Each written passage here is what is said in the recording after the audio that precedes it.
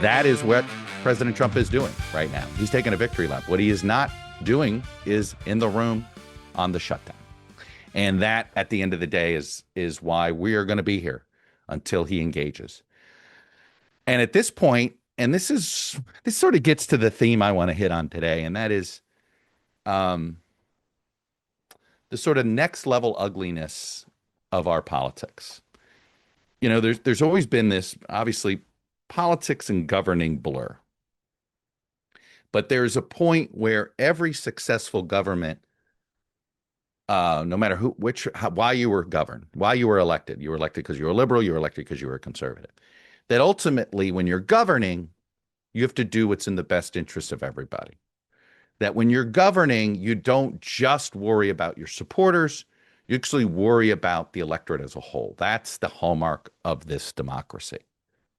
This administration has weaponized everything through a political lens. When you look at what Russell Vought is doing at the budget department, this is not a left-right thing. This is dangerous behavior because the minute we decide that you should govern politically and only govern for those that support you, that is the end of the republic as we know it.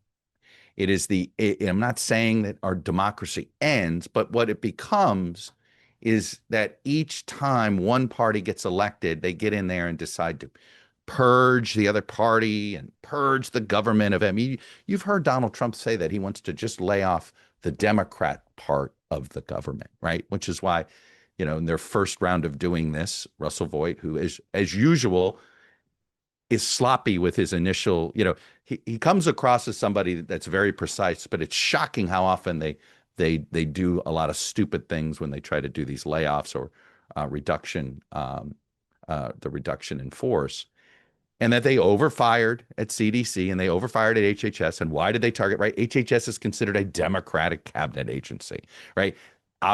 It's obvious they do that when you look which ones they consider the Democratic agencies and which one they consider the Republican agencies. Like hardly anybody's been furloughed or laid off from the Department of Homeland Security. But quite a few have been laid off at the Department of Labor. And they went with a hatchet at the Department of HHS, specifically at CDC. And then they realized, oh, wow, all these people are experts at certain things. These aren't political hacks. These are reputable scientists that have incredible expertise in a lot of areas that are crucial for the U.S. government to be involved in. Public health is something government has to be involved in. This is not something you can privatize. Certainly, it is. This is what is so scary about what's happening. And in some ways, Lindsey Graham gave a piece of this in a recent appearance on Meet the Press. And this goes at the weaponization of the Justice Department, where essentially he justified what Trump was doing by saying, but they went after Trump. And because Letitia James went after Trump and went over the top, something that I don't disagree that she shouldn't have gone there. She could have, but she went there for solely political reasons.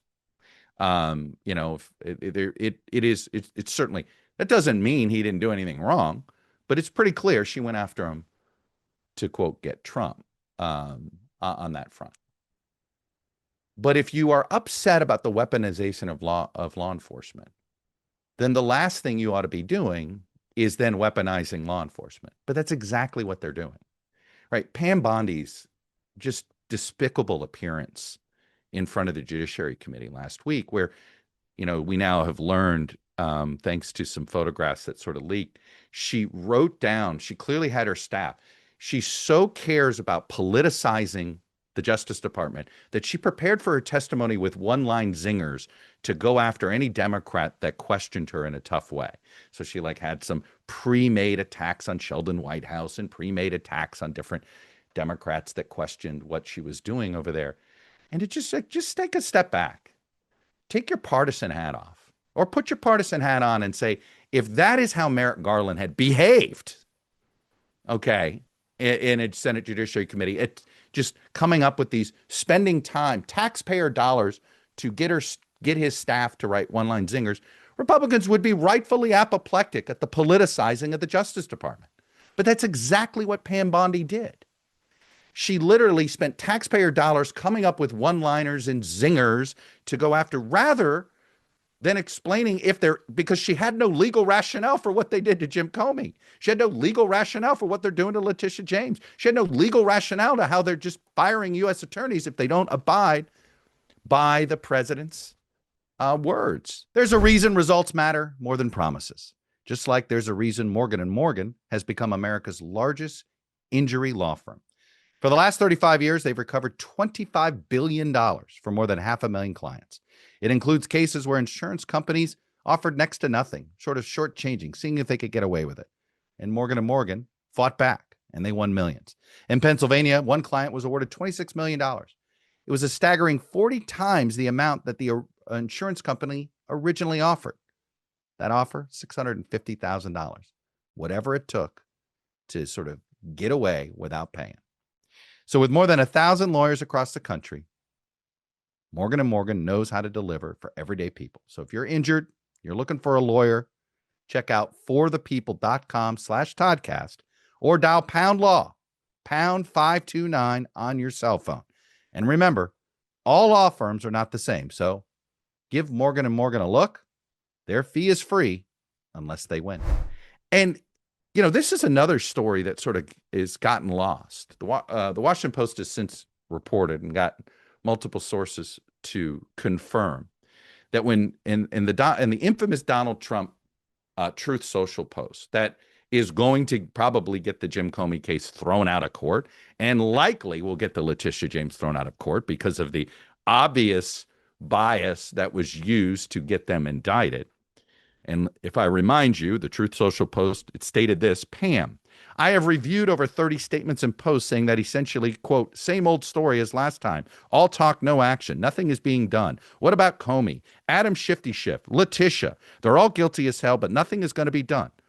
Then we almost put a Democrat-supported U.S. attorney in Virginia, and with a really bad Republican past, a woke rhino who is never going to do his job. That's why two of the worst Dem senators pushed him so hard, referring to Mark Warner and Tim Kaine for agreeing to have, to confirm that U.S. attorney.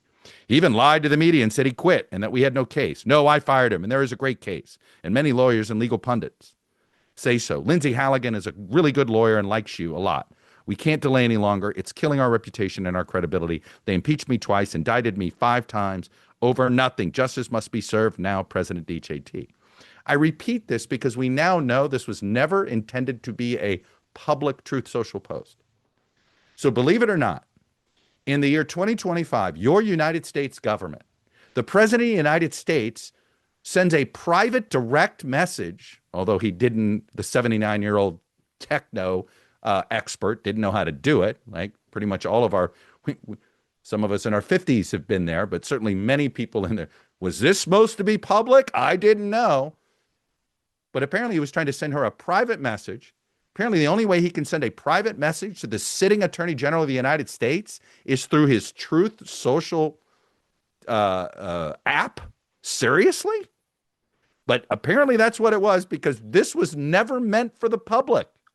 This was supposed to be a direct message. This is how your president of the United States communicates with our attorney general. Our president is communicating this way. What kind of direct messages have gotten through? This is how he communicates, even to his own staff. Look, he was clearly threatening her. He's like, hey, you better get it done. I already fired a U.S. attorney that wouldn't do what I asked. I mean, it is not hard to jump to the conclusions that he was using this. You know, he didn't give her any sort of honorific. It was, Pam, let me tell you what you're going to do.